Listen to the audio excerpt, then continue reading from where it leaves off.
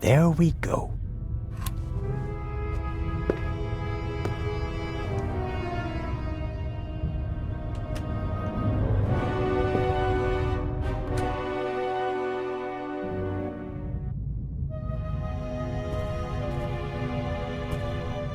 A lock master and son. Tough to crack. If I wanted to steal the eye, I'd concentrate on getting the 3 keys. If everything goes according to plan, the first time this monster is opened will be in the museum in Cairo. Fingers crossed.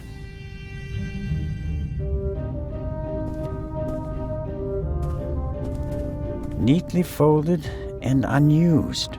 Legrand hasn't slept since we cast off, nor on the train. Legrand must have taken and developed the photos himself. He even made copies and enlargements. He seems to be prepared for everything, with access to more resources than a normal detective.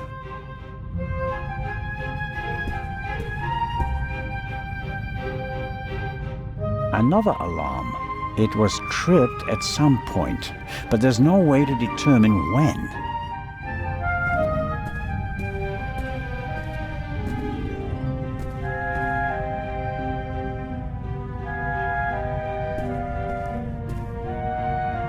A microscope. Looks like the one that Lutz Reichinger uses in his pharmacy, just more modern. There's nothing on the slide, and therefore nothing to see.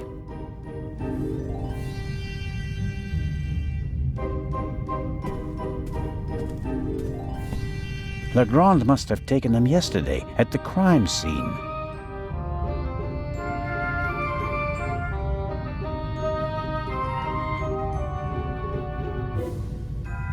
A rough diagram of the ship. Legrand marked the Baroness's cabin. Seems like he didn't turn up anything else of note. Yes, that's how we found her yesterday, I think. I wasn't really myself at the time. No, nothing suspicious. Yes, the bed, the blood spot. The spot on the sheet is much bigger than the one on the mattress. There's blood on the blanket as well. A lot of blood, I'd say. The blanket and the sheet are gone. I guess they're in the medical center. This photo provides an overview of the crime scene. Shot in her sleep. She didn't feel a thing. She went to sleep and never woke up.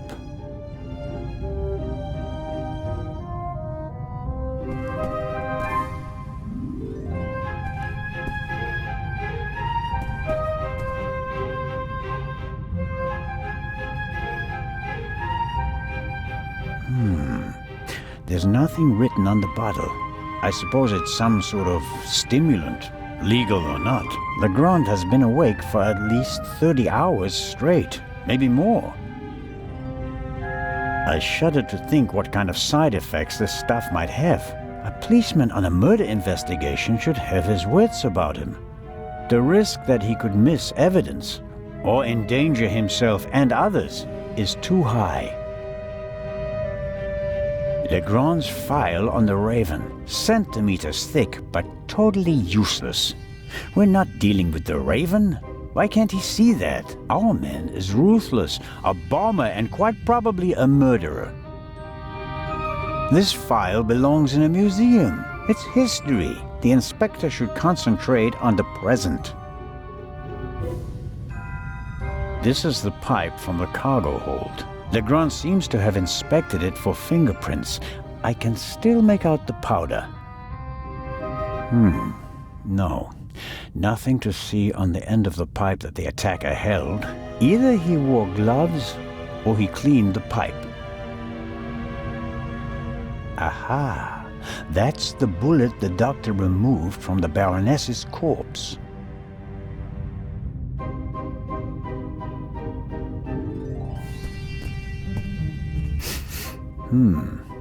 Smells like chemicals. Legrand probably developed the photos in here.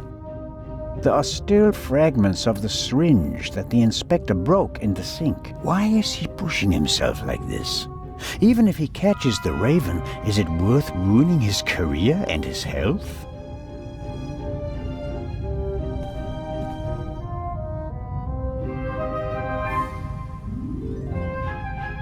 The doctor removed this bullet from the Baroness's heart. According to Legrand, it's from a 7.65mm Luger cartridge. The bullet resembles the one that the doctor removed from the Baroness's corpse, but I can't be certain until I check it under the microscope in Legrand's cabin.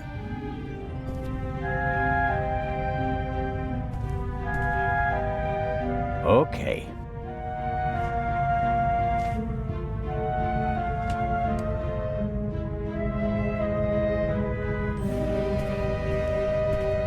I need the second bullet for a comparison.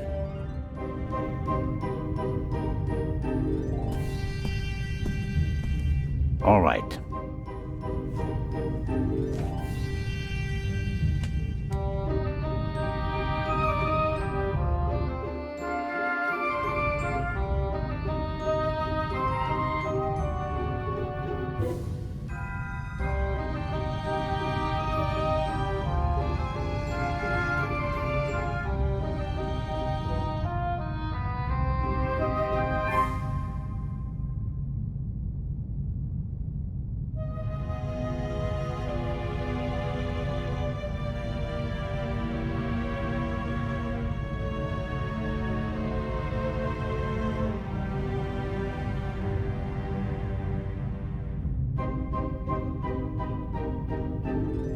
That whoever shot the Baroness also fired the shot in the cargo hold. What could that mean?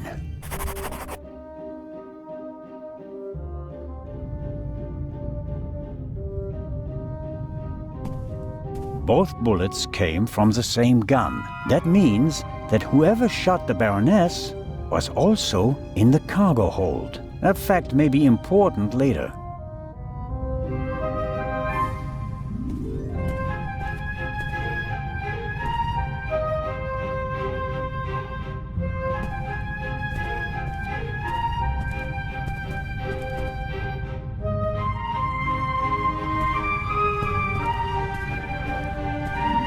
A masterpiece. Forensic teams use kits like these. They're placing increasing importance on the preservation of evidence. But not in Switzerland yet. It's a small lab used to conduct simple analysis on site. All right, what have we got here?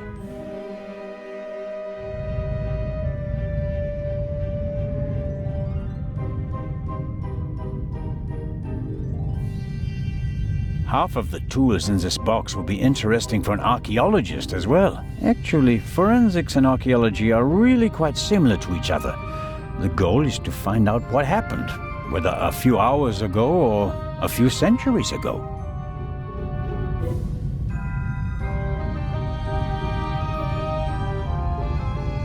A small glass bowl for mixing chemicals.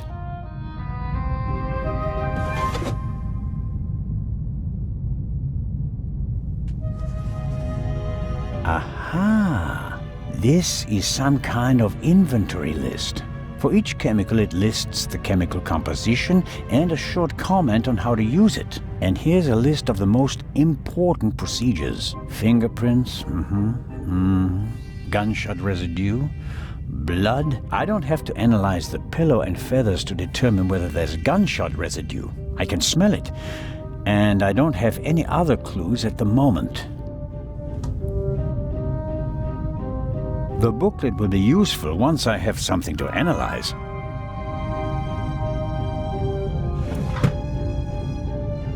What's this? Oh, how practical. A hermetically sealed cotton swab for collecting samples. I'll take it. A small glass bowl for mixing chemicals. Good Lord. Good Lord.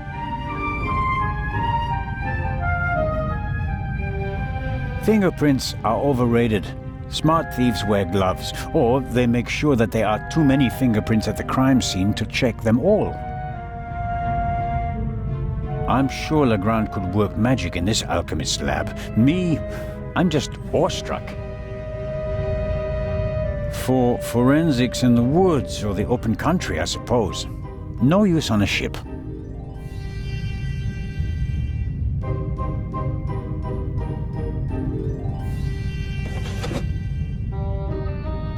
A small glass bowl for a small glass.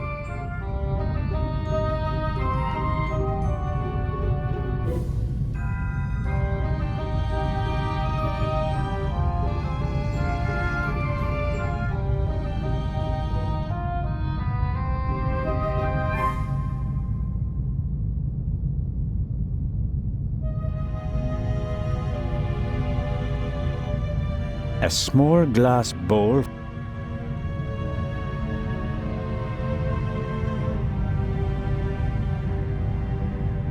The booklet will be.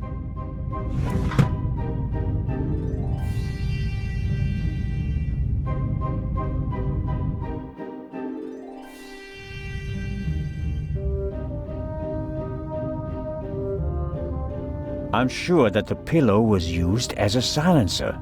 If Legrand doesn't want to hear about it, that's his problem.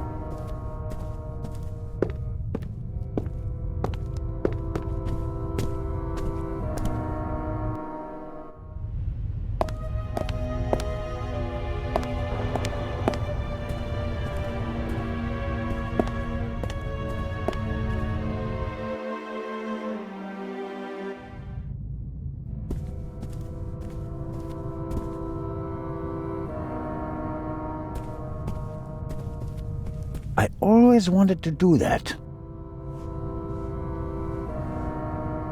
That should be enough.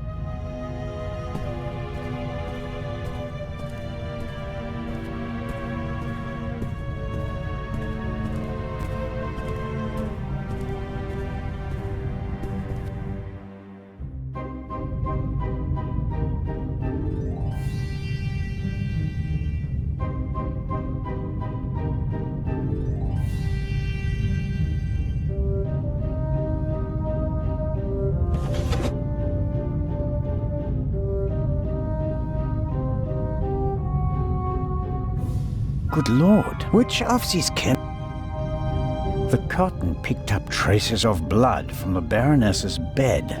Hopefully enough to test.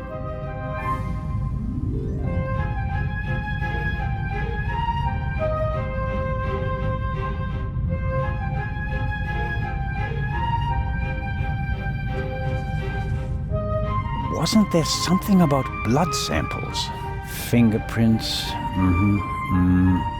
gunshot residue, blood.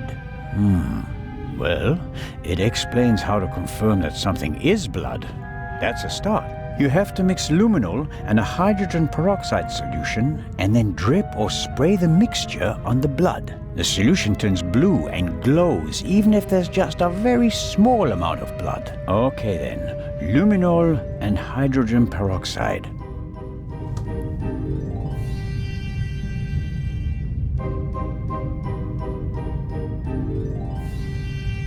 Aha! Luminol.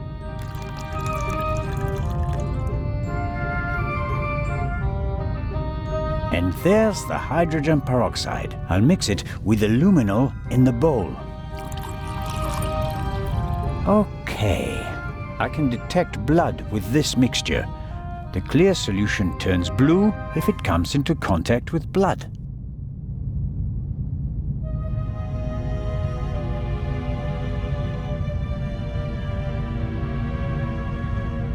So, let's see what we have here. No blood. Not the slightest reaction. If I didn't make a mistake, and it wasn't that difficult, then the spot on the Baroness's bed isn't really blood. But if it isn't blood, what is it? And more importantly, why didn't Dr. Gebhardt notice anything? He was supposed to have examined everything. I'd say it's time to visit the medical center.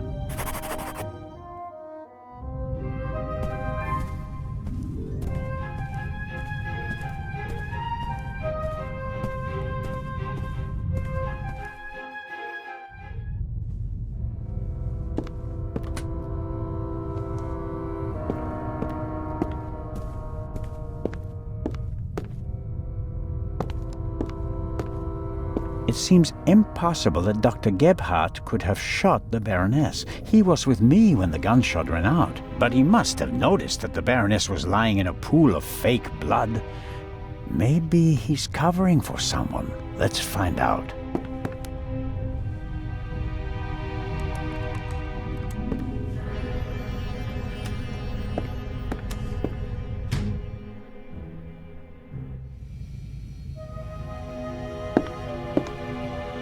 It's probably for emergencies, in case a passenger falls down and can't walk anymore. Possibly due to rough seas, or maybe the captain's well-stocked bar. The sink looks like it's been cleaned recently. I can't say whether it was cleaned to comply with the hygiene regulations, or whether there was another reason.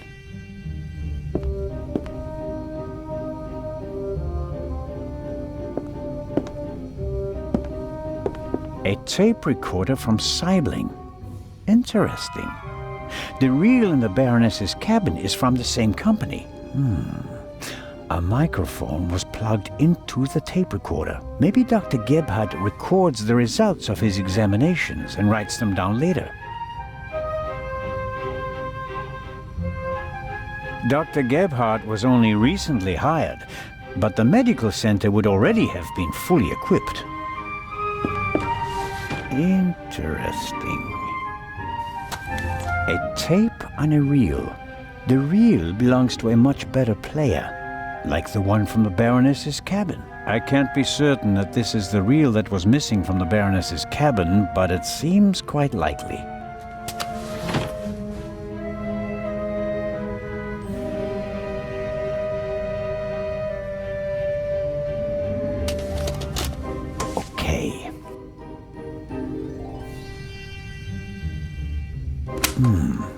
Nothing. Strange. There!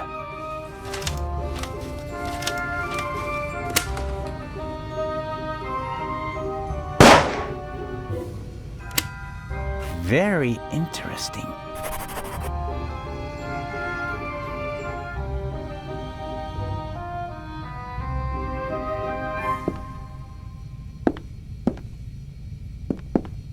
A shot is audible on the tape, and the reel comes from the Baroness's cabin.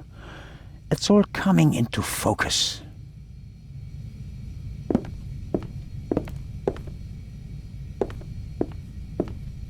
I guess the trash bin is in here. Right. Paper towels, plastic packaging, cartons, and... Hold on.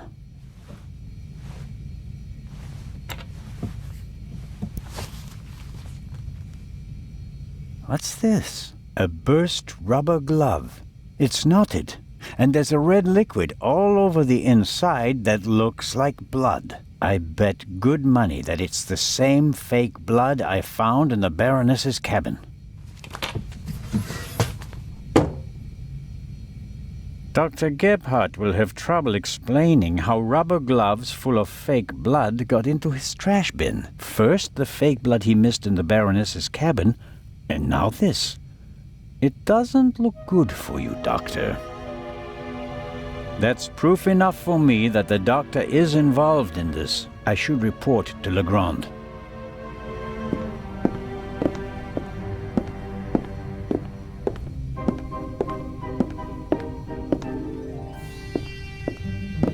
Time to pay Legrand a visit.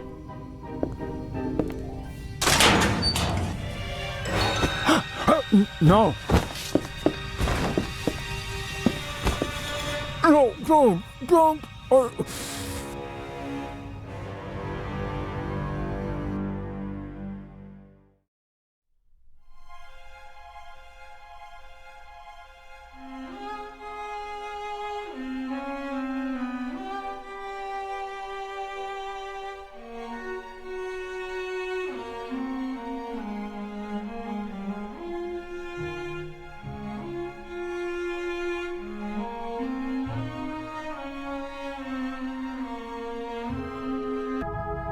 I am sorry you have to see all this.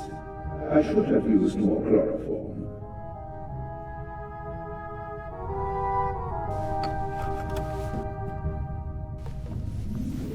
And...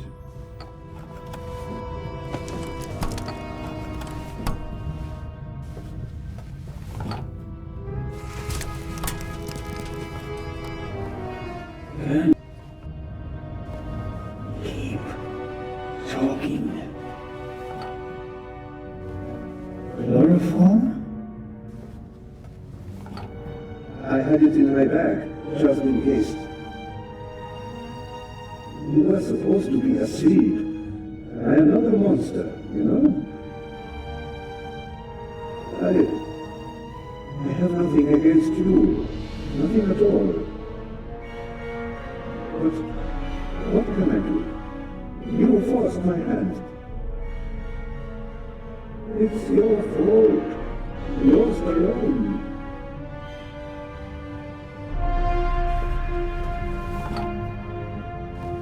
On and on. Why? Why? Why did the Baroness have to snoop around? Why did you have to snoop around? And that glove there. You want to plant evidence on me, yeah? I left no evidence. There is no trail. And yet you can't just leave me in peace, can you?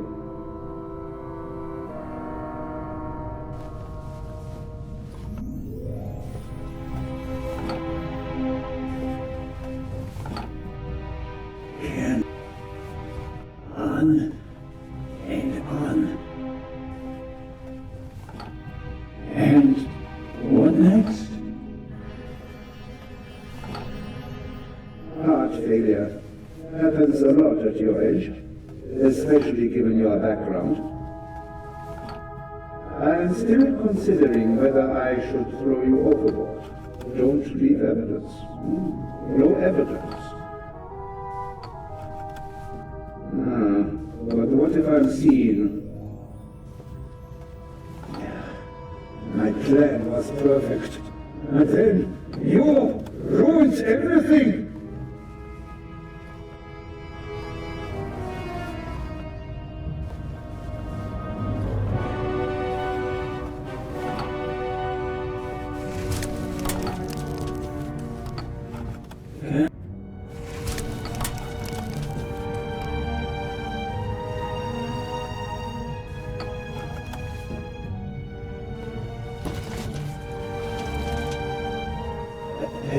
scissors.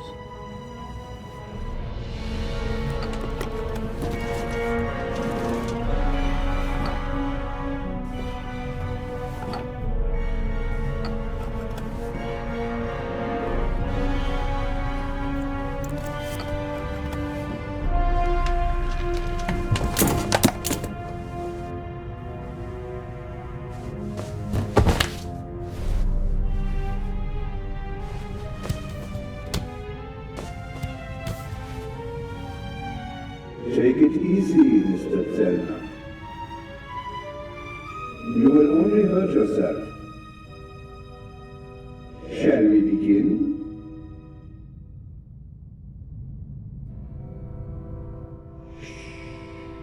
It's almost over. I will.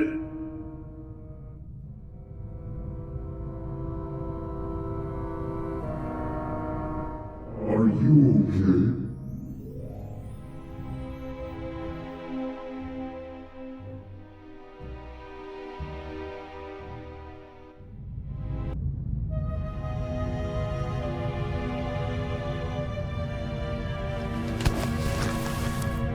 Thanks. A wet towel works miracles. I told you so.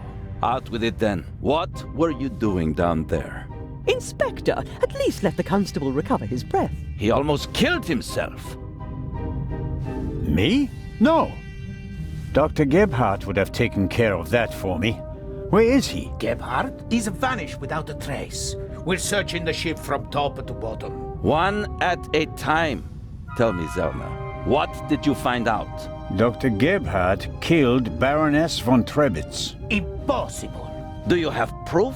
Besides the fact that he wanted to kill me? But wasn't the doctor with you when the shot was fired?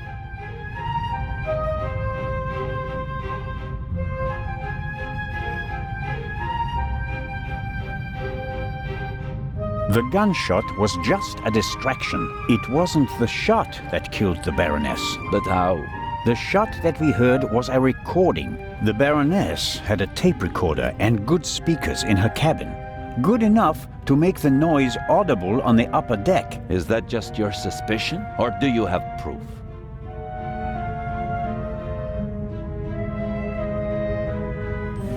There's an audio tape in the medical center. The reel belongs to the tape player in the Baroness's cabin. And there's a sibling reel in her cabin that belongs to the recorder in the medical center. He recorded it in the cargo hold. His tape recorder has a microphone, and I removed a bullet from one of the boxes down there. And it came from the murder weapon? All right. Inspector Legrand! Let's pretend you're onto something. The shot we heard was just a recording. What happened next? We all ran to the Baroness's cabin. She lay comatose in a pool of blood. Dr. Gebhardt pushed past you so that you couldn't get too close to the Baroness. He examined her and pronounced her dead. There was no reason for us to doubt him. The shot, the blood, the Baroness lying there lifelessly. But she was only unconscious, knocked out by the chloral hydrate that the doctor had poured into her glass shortly before. The doctor had a glass in his hand when you came in. He wanted to remove the evidence, but you gave me the glass instead, Captain DeConti, and unintentionally knocked me out as well. Nonsense. There was blood everywhere. And the Baroness is certainly dead enough, isn't she? Then who did shoot her? And when?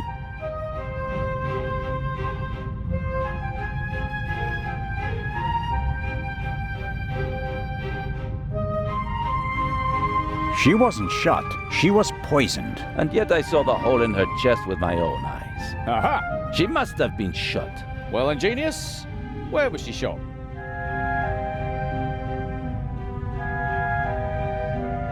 As I already said, it was Dr. Gebhardt. He had the sleeping Baroness brought to the medical center, where he had all the time in the world to shoot her. A fine theory, but unfortunately incorrect. I examined the Baroness before she was taken away. She had a bullet wound in her chest. Besides which, she was already cold when we brought her to the medical center. All the same, it's worth considering the possibility. The doctor was alone in the cabin for a while. When the alarm went off, it was deafening. I couldn't even hear myself. And I found a pillow with burn marks. Could have been used to muffle a gunshot. And the blood? The blood wasn't real.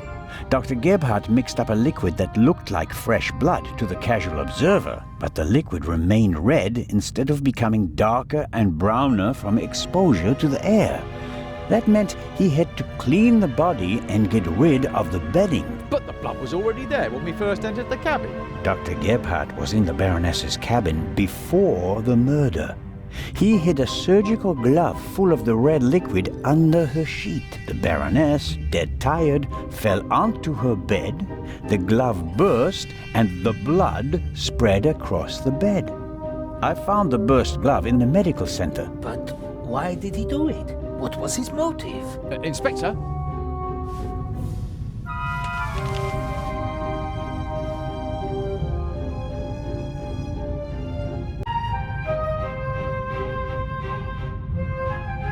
It had to do with the Eye of the Sphinx. The Baroness was supposed to bring one of the keys to Cairo. So Dr. Gebhardt was the Raven? I don't think so, but perhaps he was working with him. No. Do you have anything to contribute, Constable? Confession, sir. Dr. Gebhardt was the Raven. It's all here. He admits to everything. What does it say? It says, "Do you still remember, my dear Nico? The streets were wet with rain and the scent of roasted barley and fermenting yeast wafted over to us from the brewery. A dog barked until your shot struck down the innocent one.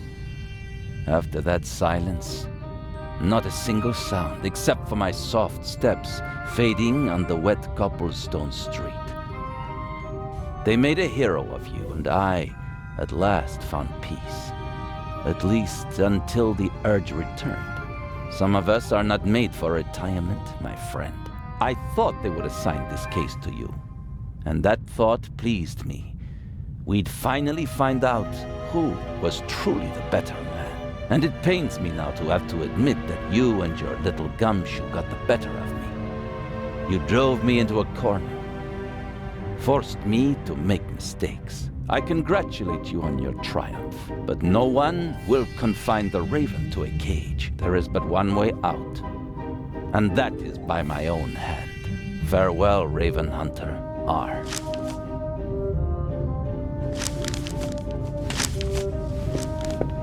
Inspector Legrand.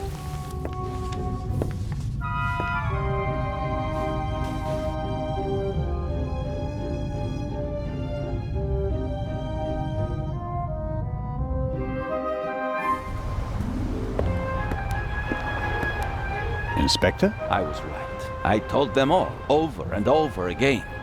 But no one would listen. You think that Dr. Gebhardt was really the Raven?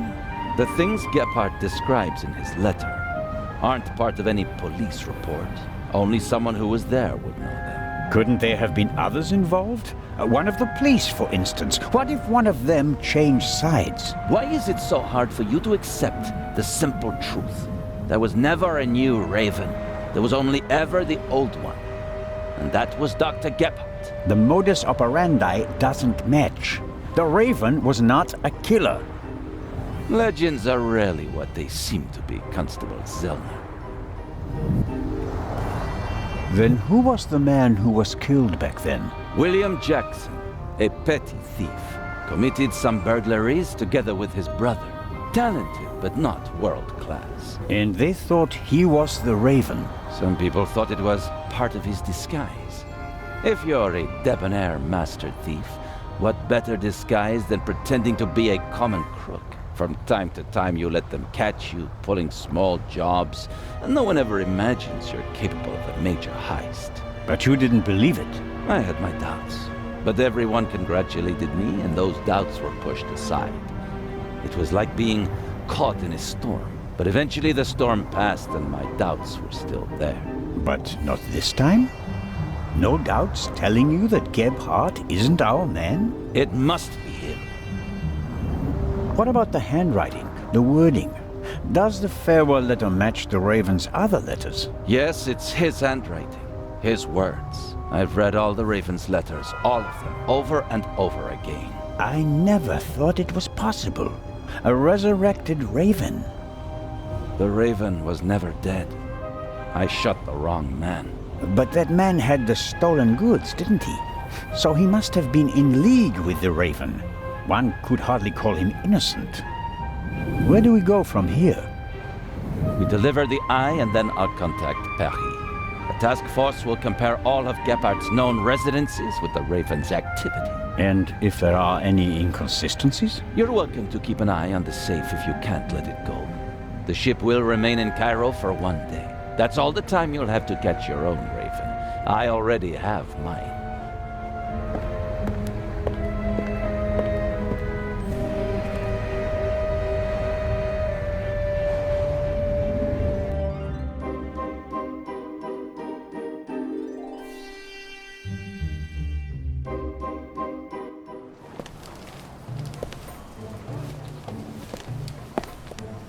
Ah, you're one of Legrand's men, aren't you? My name is Anton Jakob Zellner. You've come just in time. Grace, my dachshund, is missing.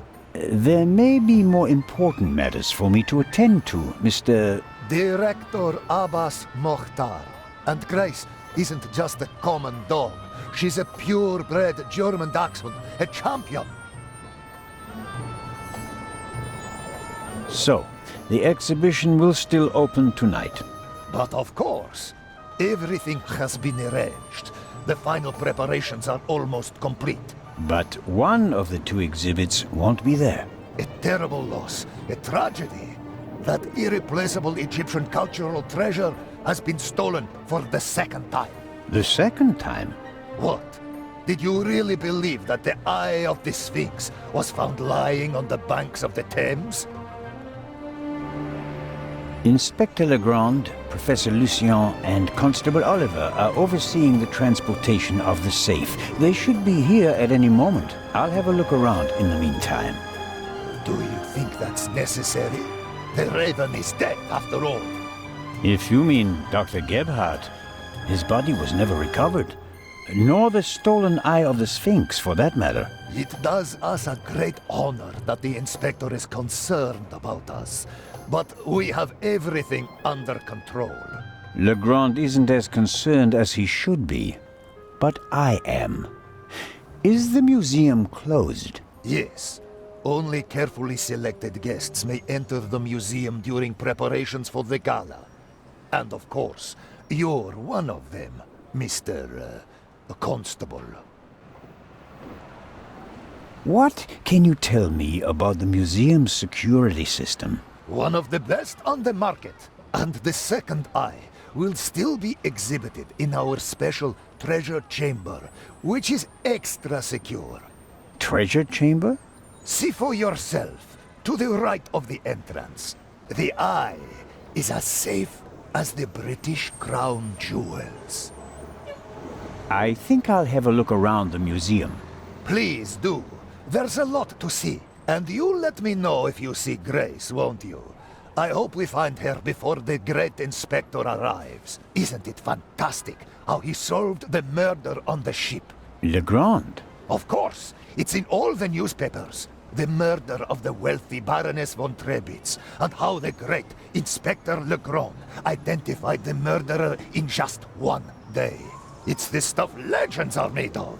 You should count yourself lucky to have the chance to learn from him. What exactly do the newspapers say? Everything. It's fantastic. Someone on board must have informed the press immediately.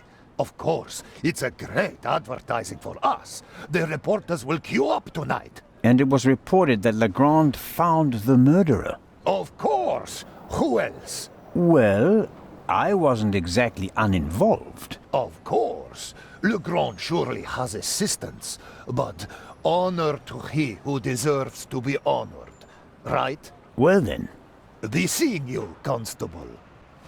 Grace! Here, Gracie. My sweetheart. Where are you? Oh, Mr. Inch. Mr. Inch. There you are. I am so sorry. Baroness von Trebitz was a good-hearted woman. She did so much for the museum. As you say, sir. And you? Are you leaving so soon? I'd like to go back to my hotel. These last days have been such a strain.